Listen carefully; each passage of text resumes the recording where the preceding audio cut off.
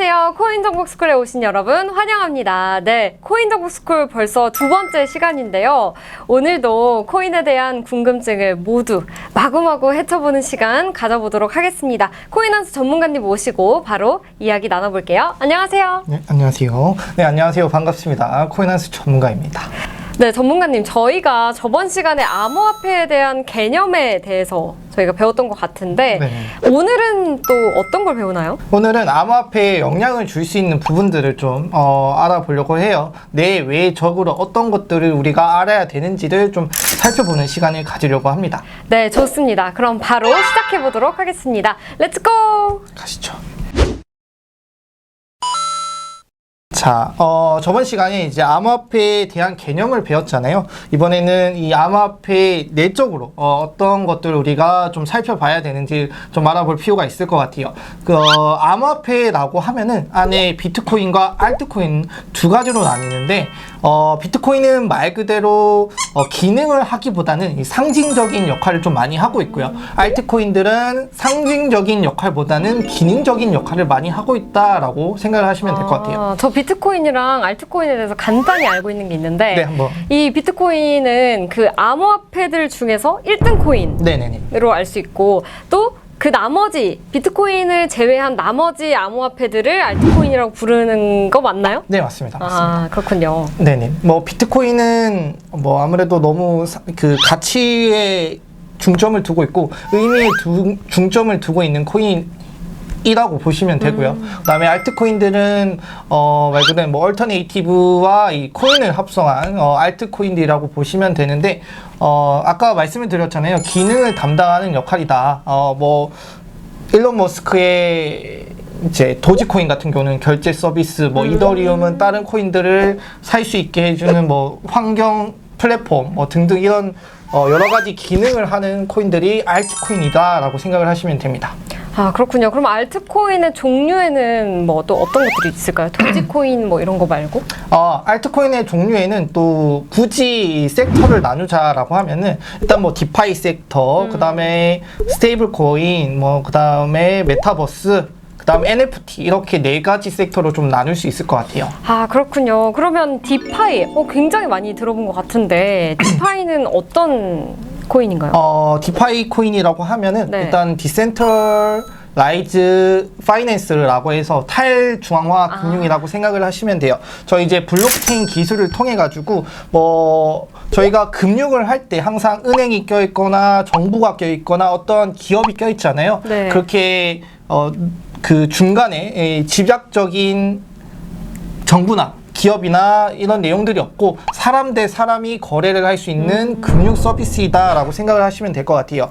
뭐 여기에는 투자, 뭐 대출, 예금, 송금 이런 내용들이 포함이 됩니다. 그래서 디파이 섹터의 좀 장점이라고 할 수 있는 거는 네. 아무래도 높은 접근성, 그 다음에 편의성. 왜냐면 은행을 안 가도 되고 사람 그 기술만 있으면 되거든요. 그리고 낮은 수수료가 또 장점이라고 생각을 하시면 될 것 같아요. 아, 그러면 또 뭐 디파이 말고 아까 메타버스도 얘기를 해주셨는데 네. 이 메타버스는 저도 조금 해봤거든요. 네네. 그 N사의 제피토라고 네네. 들어가서 해보니까 되게 아바타를 가지고 재밌게 했던 경험이 있어요. 네네. 근데 이제 그런 메타버스가 또 암호화폐 시장이랑 어떤 연관성이 있는 건가요?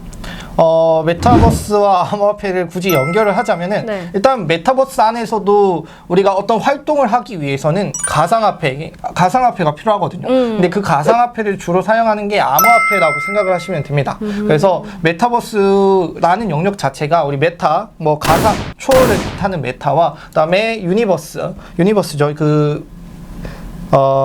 우주를 의미하는 유니버스를 합성을 해서 메타버스라고 하는데, 이 공간 안에서 우리도 현실과 같은 뭐 경제적인 활동이나 사회, 문화 활동을 할 수가 있어요. 아바타를 통해서. 그 아바타도 하기 위해서는 우리가 거기에 기축 통화가 되는 통화가 필요하잖아요. 그거를 가상화폐, 암호화폐를 통해서 사용하신다라고 보시면 됩니다. 아, 그렇군요. 그러면 지금 디파이, 메타버스 이제 두 가지 남았습니다. 스테이블 코인과 NFT가 있는데 네.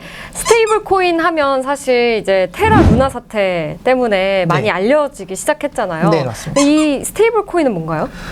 스테이블 코인은 그냥 쉽게 말해서 암호화폐가 가지는 문제점이 있잖아요. 어떤 네. 변동성, 그러니까 가격 변동성이 좀 문제가 되기도 해요. 하루에도 뭐 몇십 프로씩 올랐다가 떨어졌다 하는, 그리고 24시간 돌아가는 그런 시장이기 때문에 변동성이 높다라는 항상 지적을 받고 있었는데, 이 가상화폐, 암호화폐 안에서도 이 변동성을 제어할 수 있는 화폐가 있다. 그게 스테이블 코인이다라고 하는데, 현실에서는 이제 전 세계적으로 기축통화가 달러로 활용이 되잖아요. 그러면 가상 세계 안에서도 기축통화를 만들 수 있겠다. 그래서 그 기축통화를 스테이블 코인을 통해서 우리가 변동성을 줄이고 가상화폐가 가격이 어느 정도 유지가 되는 거를 도전을 해보자라고 했던 게 스테이블 코인이라고 보시면 됩니다. 아, 그렇군요.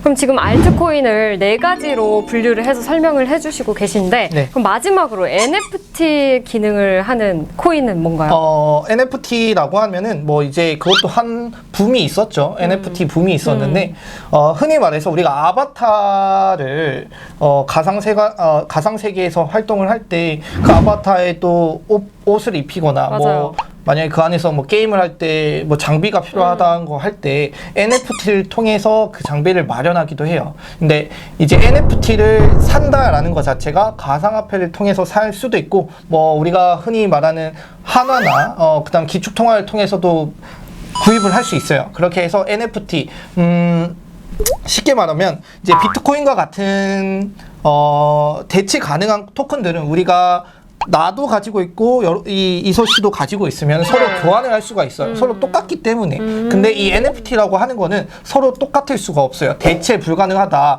한 개밖에 없는 코인이다. 그러니까 내가 A 계약서를 가지고 있고 여기 B 계약서를 가지고 있는데, 네. 이게 내용이 조금이라도 다르면은 서로 교환이 불가능하다라고 보시면 되거든요. 그래서 이 NFT는 달리 각기 고유성을 지니고 있으므로 서로 동등하지 않으면 대체가 불가능하다라는 뜻으로 대체 불가능한 토큰이다라고 생각을 하시면 될 것 같아요. 그러면 제가 궁금한 게 하나 있는데, 네네네. 이 NFT를 대체 불가능하니까 네. 이 암호화폐를 주고 그 대체 불가능한 NFT를 살 수 있나요? 네, 그렇죠. 그렇죠. 네. 그렇게 이용이 되는 건가요, 그러면? 네. 그 암호화폐를 통해서도 이 NFT를 구매를 할 수 있고요. 그 다음에 굳이 뭐 NFT를 구입을 하는데 꼭 제가 그 NFT라는 거를 메타버스에 사용을 안 해도 돼요. 네. 뭐 요즘 같은 경우는 그냥 인스타그램에서도 우리 프로필 사진을 올리잖아요. 네. 그런 것도 NFT를 통해서 업로드를 할 수 있게 좀 많이 기술이 발전이 되고 있거든요. 그런 실생활에서도 점점 NFT의 이 사용 영역은 확대되고 있다라고 말씀을 드릴 수 있을 것 같아요. 그렇군요. 네. 지금까지 그럼 수많은 이 암호화폐들을 어떻게 분류를 하는지 이렇게 알려주셨는데, 먼저 비트코인과 알트코인 이렇게 2가지로 나눌 수가 있고요. 또 다양한 기능에 따라서 분류를 할 수 있다는 거를 알고 계시면 될 것 같습니다. 여러분, 오늘도 유익하셨는지 모르겠어요. 네. 오늘 이제 암호화폐 시장의 내부를 좀 들여다보는 시간을 가져봤는데요. 저희가 다음 이 시간에는 또 암호화폐 외부에서는 어떤 일이 일어나고 있는지, 그 일들이 저희 시장에 어떤 영향을 미칠지 한번 알아보도록 하겠습니다. 그럼 저희는 다음 시간에 다시 만나도록 할게요. 안녕!